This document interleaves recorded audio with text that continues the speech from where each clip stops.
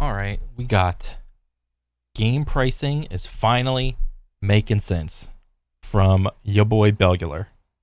Let me see what he's got to say.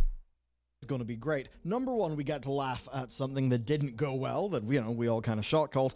But also, you can end with a way to play video games that will save you money, that will get you a far better time. And I've got a bit of a short list in my head. So, Warner Bros. Slashed the price of Suicide Squad by 40%, bringing it down to $42. And the crazy thing is, that happened when the game had been out for 31 days. Oh my god. And that's a AAA developer doing that. So let it be known, if the game is doing so dog shit enough after a month, the price will come down to $40, or at least like a 40% cutoff.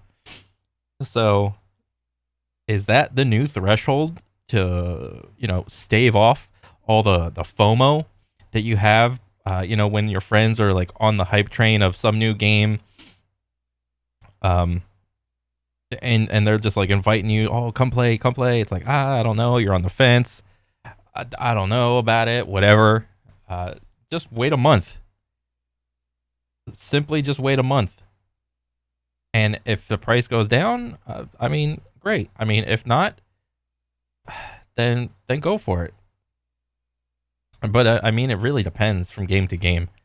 Because you can't really do that with a lot of games, because by the time the next month rolls around, who knows if your buddies are still going to be playing the new hotness or whatever. Is egregious, even for a AAA multiplayer game, which is absolutely the peak type of game that comes out at like $70 and then in 2 months is all. Let me see. Suicide Squad. Steam charts. Suicide Squad. Damn. All right, they're doing better. About 900 people playing. Okay, because it used to be like in like 100 or some shit.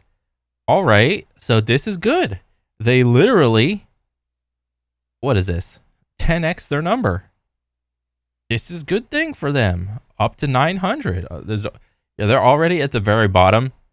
The only place to go is up from here. It's nothing but gains. See, look at all this. Look at all the green numbers. Look at all the percents. The peak players is 3,000. This is a good thing for them. Already being slashed down. This makes complete sense because Warner Bros. Are desperately trying to increase their sales, even though when they do that, they end up decreasing the value of the game overall, because when you have to press the 40% off button, congratulations, anything near your launch price is absolute foolishness and nobody will ever buy it there. Yeah, you couldn't have said it better, Bellular. Easily. And this also sets a precedence for games in the future that will come out. So keep that in mind. So today we're going to run through how games can possibly justify so much of a cut after 1 month. Even games that end up being shit shows. Take City Skylines 2. That's been a shit show, very unfortunately. It has only just had a 10% discount to coincide with its new DLC and its mods. And that came out last year, as opposed to this entire situation. Now, some games will take a very long time to be. You know what the pricing of video games reminds me of? It reminds me how fucking ridiculous the starting fee and cancellation fees are to gym memberships. The only reason games were $50, $60, $70 is because it's essentially like some sort of like appeal to tradition. Like it's always been like that. Okay, well, it was $50. Now we'll raise it up $10. And okay, now it's 60. And because inflation again, we'll raise it up to 70.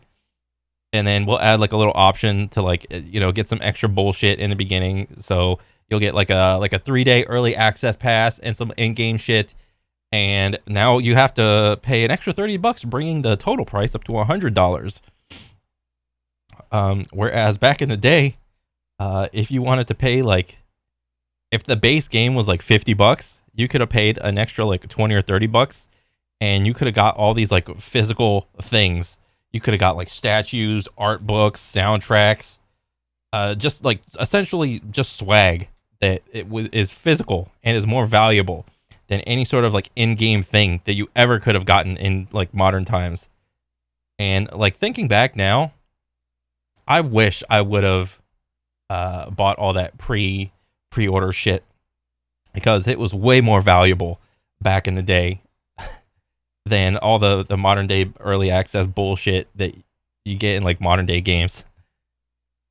They may stretch a reasonable definition of the word patient, but basically the point is that patient gamers absolutely have it all. They get the games without launch bugs. They get post-launch updates that improve the experience. They get new features. They get DLC, and they get the entire goddamn package at a lot less money. The thing is, though, that cheapness does come at a cost for developers. If you cut your numbers too quickly, you basically suggest that your game isn't selling at full price.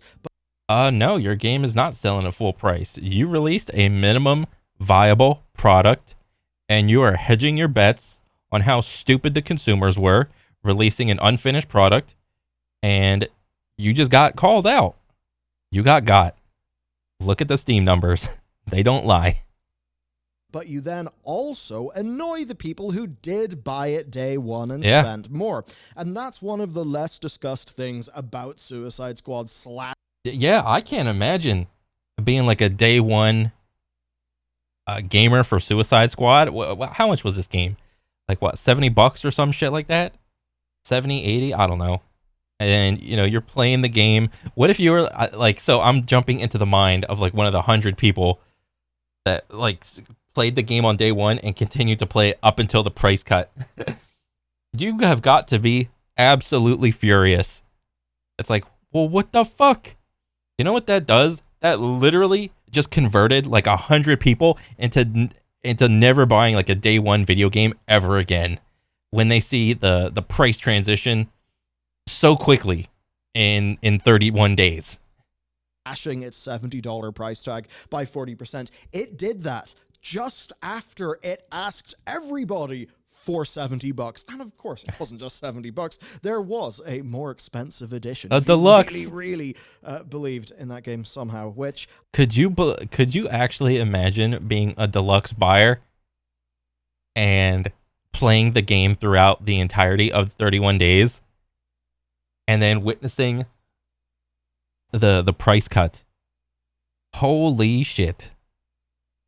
Because what, $100? I mean, to $100 down to 40, bro. That's a $60 difference. If all you had to do was wait, bro, that feels like dog shit. I have to assume that somebody did. So that mix of your core fan base being pissed off that they've basically been screwed over. Core fan base of 100 people. Suicide Squad for about the price of Helldivers 2. Helldivers 2 does not have a single player campaign, but you know what? Helldivers 2 is actually good. Yeah. A little bit mean of me. There's lots of excellent craft in the game Suicide Squad. The whole point is it just does not come together as a brilliant, cohesive experience. Now then, you cannot buy Suicide Squad for 40% off right now because that sale on Steam ended, but it does remain at such a low and in some cases even lower price point. $35, a variety of other $50. fronts. It's a not particularly great game that sold awfully on launch that has been reduced to nearly half of its price only a month after it came out, all while Warner Bros. Themselves try to drum up some sales ahead of the gaming event of 2024, which obviously is Season 1. Oh, I can't wait. Oh, Season 1. Season 1 also does happen to coincide with the end of the financial year. So, yeah, I'm pretty sure the Joker coming to Suicide Squad, Kill the Justice League, is gonna work. And speaking of working, by the way, pretty sure somebody didn't really do that, because this is the promotional banner. Now, as much as let me see this. We may jokingly say graphics design is my passion. Look at that. I mean, it's just been put in. Yeah. What is this, a YouTube video? Like, that's where Asmund. Yeah.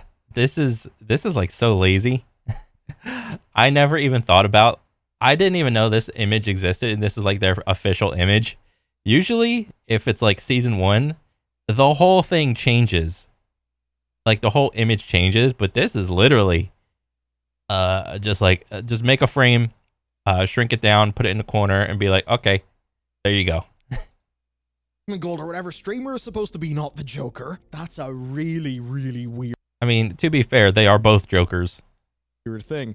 And as much as this doesn't matter, it's just a bit of a bad graphic. That they can't get this right is honestly a little bit freaky. It's a little weird. I mean, Rocksteady Games should be able to put together a banner asset for Steam. Apparently that not. Isn't just one image made small, dropped on top of another image. Yeah. What the hell is going on? That's pretty funny. Yes, graphics design clearly is Warner Bros.' passion. Now, this is us talking about digital sales. So the thing is, if it's physical sales, well, retailers can be desperate to undercut each other to get rid of stock. You may hear some cases of, like, I'm sure this happens to you guys. You know what I haven't done? I haven't gone down to Walmart and actually look through, like, the video game section, like one with, like, the physical boxes and whatnot. I have not done that in, I think, a couple of years. I think I should do that.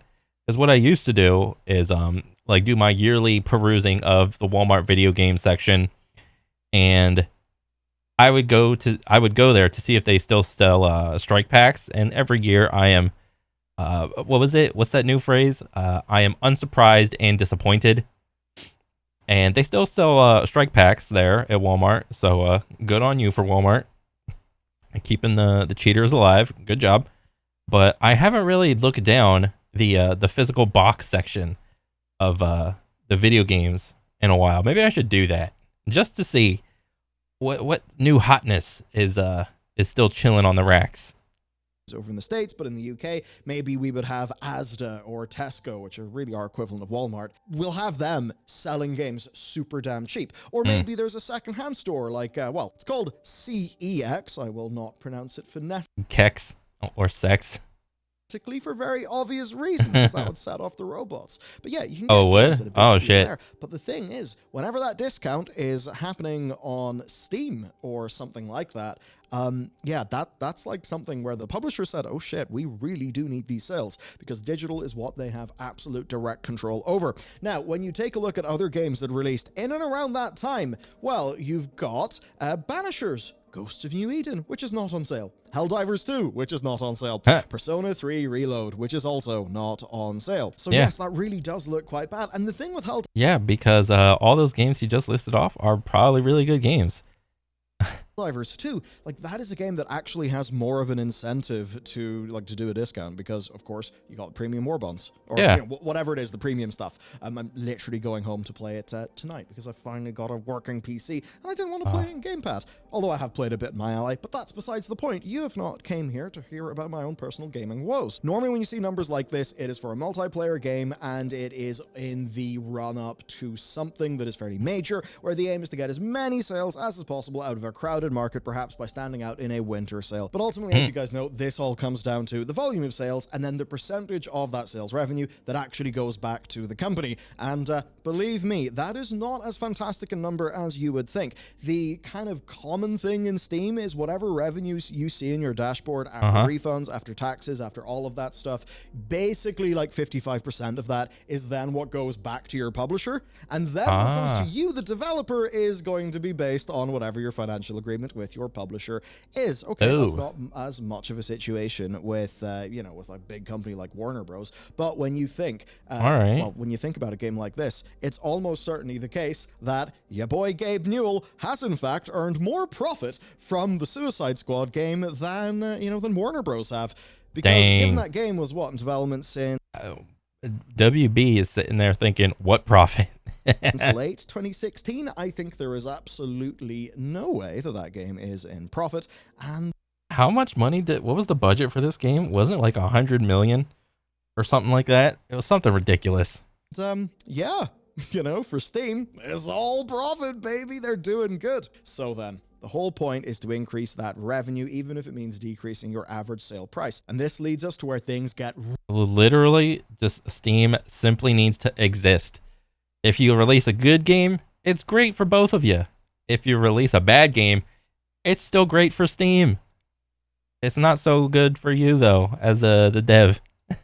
really goddamn interesting. So this graph here, this is from a tweet from Matt Piscatella. Now, if you've ever heard of NPD Group, he's been there. He basically has been one of the top industry analysts for a very, very long time. So this is what he said. So what is unique about an inverse decay curve, and why do I use that term instead of growth? Well, internet, it's not because I'm being obnoxious, but thanks for that. It's because it's a real thing. This is what a typical sales decay curve can look like for a Q1 release. And as we Oh, okay. So what? Weeks in the market. So in Q1, this is 4 Qs. It's 4 quarters. So this is 3 months. So in 3 months, just wait. So if a game gets released anywhere over here, just wait 3 months, and then there will probably be a sale. Okay.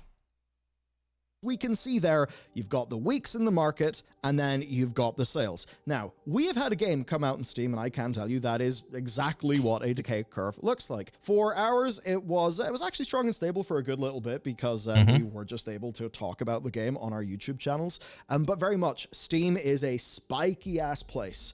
Very spiky. So this is what you basically are getting. So you know the way when a developer says that the launch... I wonder why that is. Is it because just Steam is just linked to like computers, and the people that are on the computer, or what, are just more like connected? I don't know, maybe. Like if I see like some videos like touting like, oh, watch out for this game, go wishlist it. I've never done that in the past, but I am more prone to do that now. If a game gets like a good vouch from someone that I don't know, I deem has like a valuable like opinion or something like that. And like my wish list is like, I think I got like 15 games on there.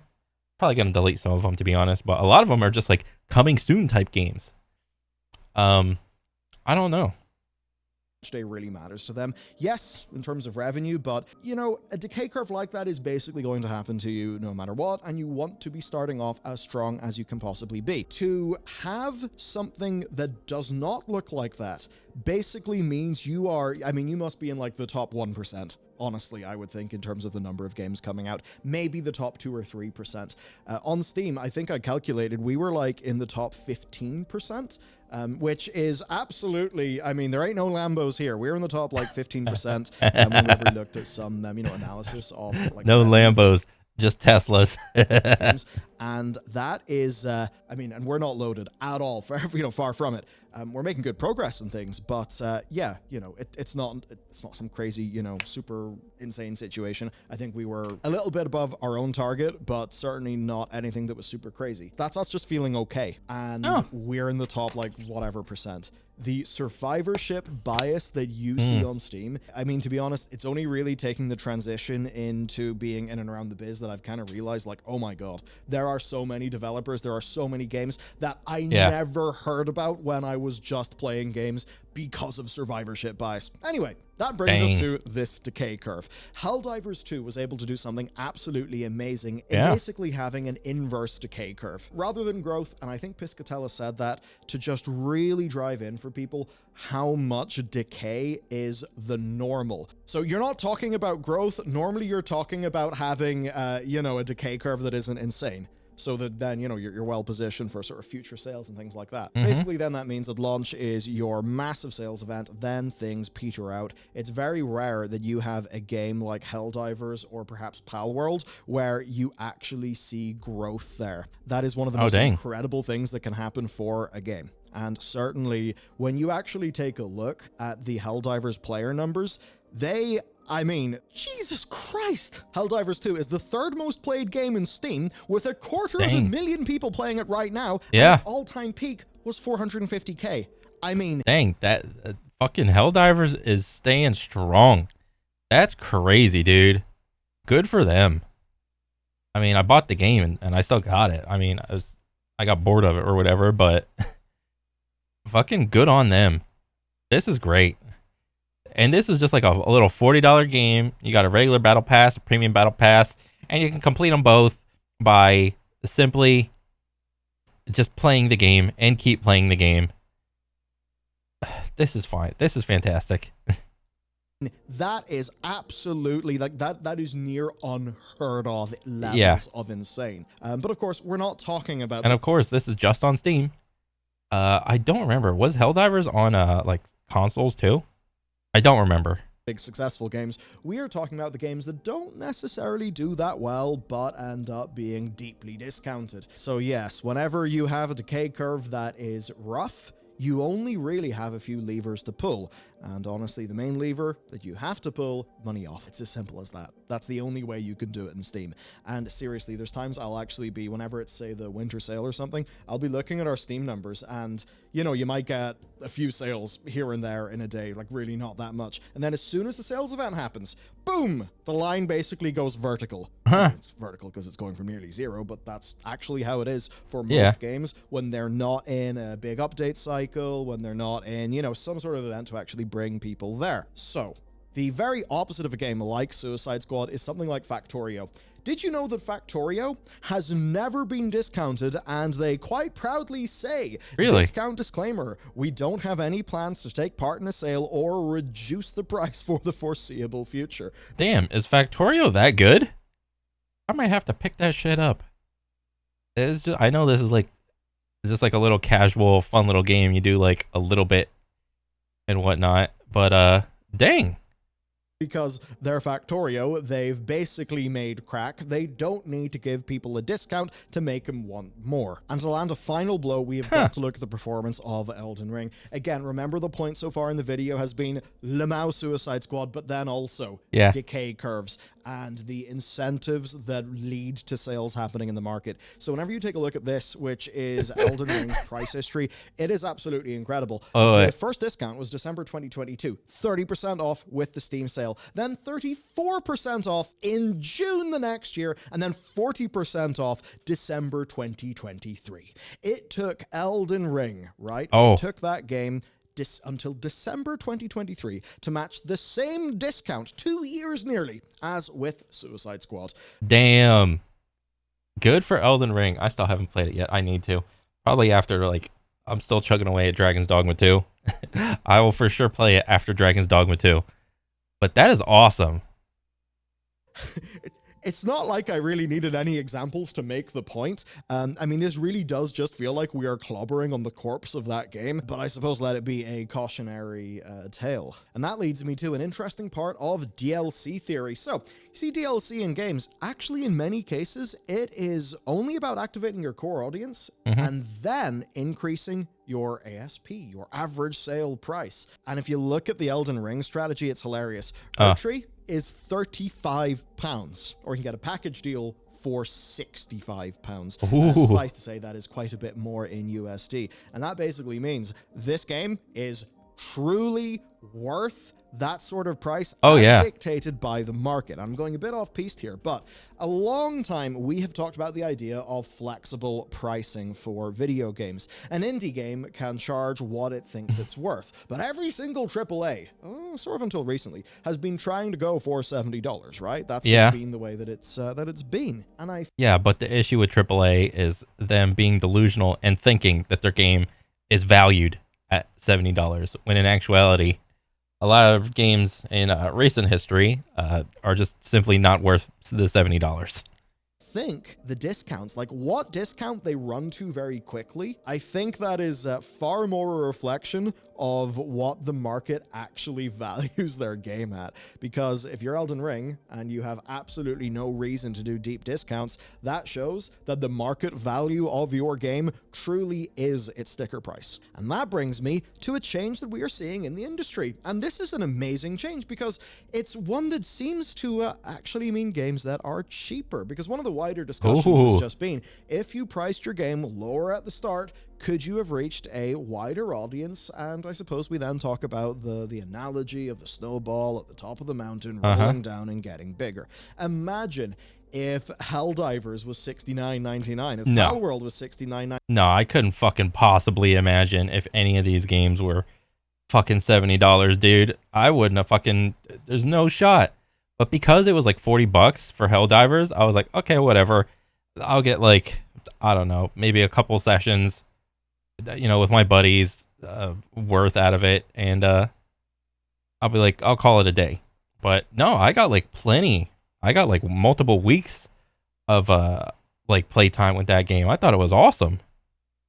99. I think those games would have been successful, but it would have been harder to get your friends in on them, right? Like, absolutely. I mean, looking at Helldivers, that is a $40 game. I think if you say that Helldivers is $70, suddenly the player is looking for a big narrative campaign or something like that, that obviously costs so much more money to actually develop. That being said, Helldivers took, from the launch of Helldivers 1 to develop. Turns out one of the reasons why Helldivers 2 is amazing is because they just spent a very, very long time making that game. But I suppose it's not like they did that with an absolutely gargantuan team size, whereas games like with Suicide Squad, well, they're trying to do the live servicey thing that Helldivers is doing. They're also trying to do the big single-player narrative campaign thingy that their past games have done, and of course, in trying to do both, they completely failed, and they've ended up with a game that is worth less than its full price, and is probably worth less than if they had have only done a live service game for $40.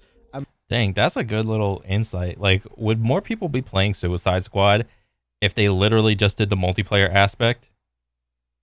I mean, fucking probably, because what was that main thing everyone was getting their fucking pants in a bunch for, the whole Harley Quinn like just shooting and killing the Arkham City Batman? Like, what, did that happen in the story? I think it did. Yeah, they could have just like not done that, and yeah, just literally just focus on making the multiplayer better, and just picking that seems to be like the trend. Honestly, just pick, like, figure out something to do with a multiplayer game and hone it, and just literally just make it better. Imagine if they just did a Suicide Squad Kill the Justice League $40 game overtly designed from the ground up to be a live service. That people could actually enjoy, but by trying to have it all and trying to have $70 and a massive pre-order from all of your adoring fans, you in fact shoot yourself in the foot and then the head. But let us move on to other developers actually trying to test this idea, and I move to Frontier Developments, who recently had a pretty damn bad autumn. They had messy results from the launch of Realms of Ruin. Basically, Realms of Ruin is an Age of Sigmar setting real-time strategy game. I think a lot of people wanted this to be the Age like an RTS game. Ooh, so this is not for me. of Sigmar sort of Dawn of War like game. I mean, hey, Warhammer 40k, Dawn of War 1, like, massive thumbs up video game. So here's what happened, right? This game kind of flunked. So they've announced their shareholders and their investors that they're going to be trying something new. And it's basically this. What if they release their yearly F1 Manager game, as they have done for the last 2 years, but this time add a long-requested feature in being able to make your own team and then cut the cost by just under half. And this is quite interesting. This was first spotted by Maro NL, and it's potentially a pretty damn big deal. So take a look at this. F1 Manager 24 will have a suggested retail price of $29.99 at $34.99 for USD. Same for Euro. The press release... So wait, what? $30, then $35, then $35? Huh? Mentions the game will be available digitally. There is no mention of a physical release. Earlier entries in the franchise had a launch price of $44.99, or for the US, $54.99. So basically, they are lopping £15, $20 off the price of the newest game that they're going to be doing. Now, think about why they're doing that. I mean, number one, it could be partially motivated by the lack of a physical release. Bro, $40 is the new $70. That's literally what I'm getting from this video. $40 game. You could put more time and effort into like a single aspect and just call it a day. It's one of those reasons why way back in the day, if we were playing our PC games in Steam, we ended up generally being able to get a new game for cheaper than you would be able to do. Also, Lamau Suicide Squad. In your local store, brand new, because obviously not retail. It could be motivated by that, and we've seen similar sort of justifications being used for games like Alan Wake 2, which by the way. Oh man, I'm like, I think I'm like 8 hours into it. It is awesome. Nice. There is some creative fire that they have got. Yes, I shall say Old Gods of Asgard and leave it at that. And I suppose, speaking of that, neck of the woods, Hellblade 2, another game that is going to be digital only, lower sticker price. Thing is, if we look at Frontier's financial reporting last year, we can see that they claimed that F1 Manager 23 had, quote, achieved good reviews and a positive reception from players, although initial sales were lower than expected. Oh, that's which good. Probably means this is then a question of nicheness versus volume. F1 Manager is a series that appeals to a specific audience. That is, Oh yeah, that fucking. It's not only is it a racing game, it is a Formula One specific racing game. This is a niche of a niche. This is, I don't know. I've never actually thought about like racing games having like subgenres, because a lot of the racing game, like to me, racing games are like, there's like the umbrella of like this, like the at the top of the umbrella is like just racing games, and then on like one branch of it, it will go off and be like, okay, Mario Kart, and that whole thing, and then another branch will be like Gran Turismo, racing simulator game, and then there's literally everything else, where sometimes you'll have like an action car racing game where, what was it, like the Need for Speed series or something like that, or like that other racing game where it was like kind of open world and you could like transform your car into like a boat or a plane or some car or whatever. Literally like the other category. That's what and then also there's a new genre, I mean, at least for me, from what I understand, not a genre but like a new branch maybe of like, but not like racing sim is like literally just Gran Turismo, but then there's like the VR racing bros where you have like, I don't know, 10 to 20k setups. You have like the whole VR experience, or if it's not VR, it's like fucking 3 big ass wide screens, you know, fucking just very expensive setup, and it's designed specifically for racing. And yeah, that would be like another branch. But this, I guess people, if there's enough people that like this like F1 thing, then good for them. is very, very obvious. But if they lower the barrier to entry just a little bit by lowering that cost to, you know, half that of a full price $70 game, well, does that make it more appealing to general audiences? Probably. For a similar example, in staying with Formula One, I remember watching the Racevic video on the Formula One racing games, and I kind of thought, oh my god, I've completely slept on that. Wow, it's not my thing, but it is interesting to me. Yeah. If that was then coming in at a more accessible price range, well then maybe I could be convinced to be sort of a general... What is this? Is Google Chrome? Like right here on the tires? Fucking things. What is this? member who is willing to give the niche a go. That's where it gets interesting. We've got Simon Carlos's analytics, which actually show the top 5 game downloads on Steam this year, and they are games with lower barriers to entry. I mean, if you're some massive CEO, you're probably not thrilled by the idea that like Pal World 40. Dang, copies sold 15 mil. Damn. Helldivers 2 7 mil, and Shrouded 1.7 mil. Supermarket Simulator? What the fuck? Deep Rock Galactic Survivor. Ooh, Deep Rock's still in there. Grand Blue Fantasy, Balatro, Tekken 8. All right. Good for Tekken. Astral Party, Persona, and what's that? Backpack Battles? Huh. That's not too bad.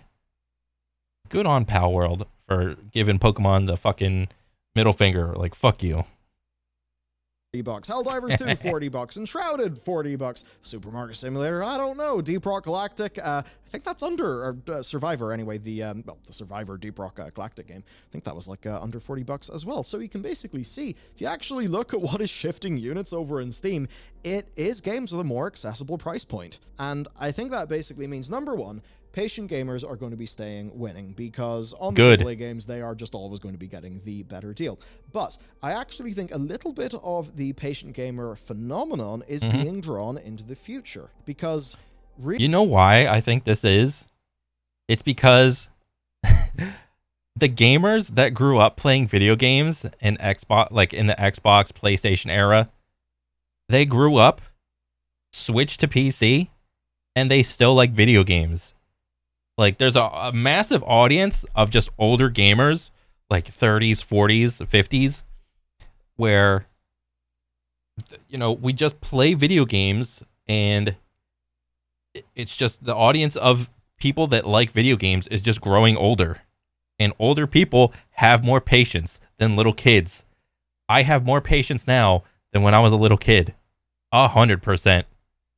Really, you get these games that don't sell amazingly at launch, but they do sort of okay over time, and that happens as discounts happen. Maybe now, in the industry, AA and AAA is beginning to understand, hang on a second, maybe if our game is 12 hours or 10 hours, we cannot charge that amount of money for it. Yeah. Maybe they're realizing that actually what they can do is go for a more volume strategy, sell their game to more people, and funny enough, begin to build their brand bigger and bigger and bigger. And I think almost like they're going back to what they did in the beginning, back in the early 2000s of video games. A surprise. For two of the absolute best examples of this, of the patient gamers winning, Phantom Liberty, right? Like, Cyberpunk 2077 and Phantom Liberty is an absolutely god-tier combo of video game, and it is so much better than it was at launch, obviously, and it's also cheaper. Same goes for, like, Witcher 3 plus expansions. Just buy that, you'll have fun. Recently, I played Resi 2 Remake, Resi 3 Remake, Resi 4 Remake. I got all of those way after launch on a really good discount, or over on Xbox Game Pass. That's a really goddamn good deal. Yeah, and it is. Of course, Jack Avium.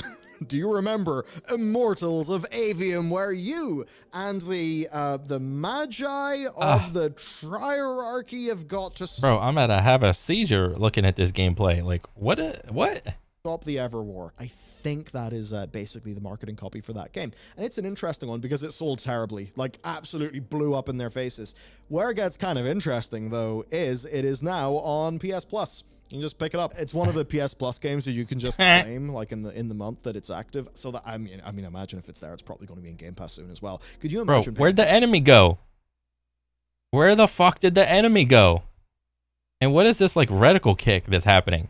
The only reason I could even guess where the enemy is at is this little like health bar. Like, what the fuck is going on?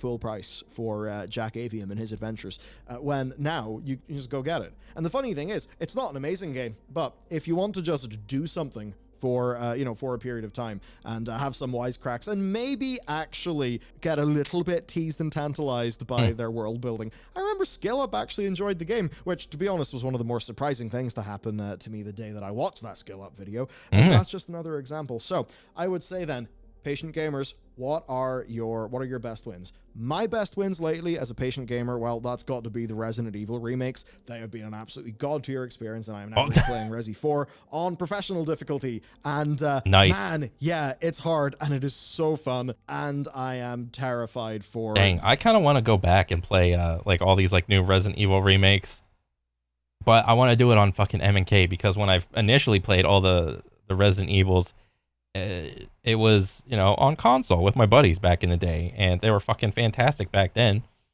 And yeah, I'd have to do that sometime. The parry-based boss fight, I think I'm going to get turned into mincemeat.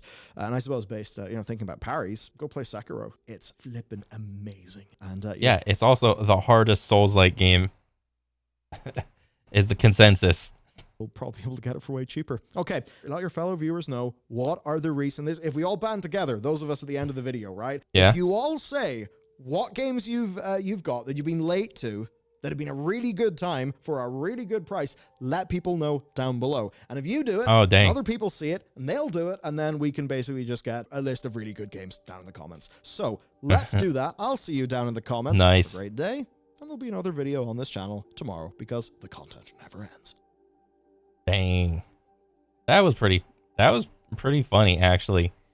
The patient gamer is finally prospering. Overwatch. People don't really want PvE shooters. Helldivers. Okay. Oh my god. Yeah, that's pretty funny. Oh, what's the old saying? Buying at launch guarantees you to play the worst version of the game at the highest price.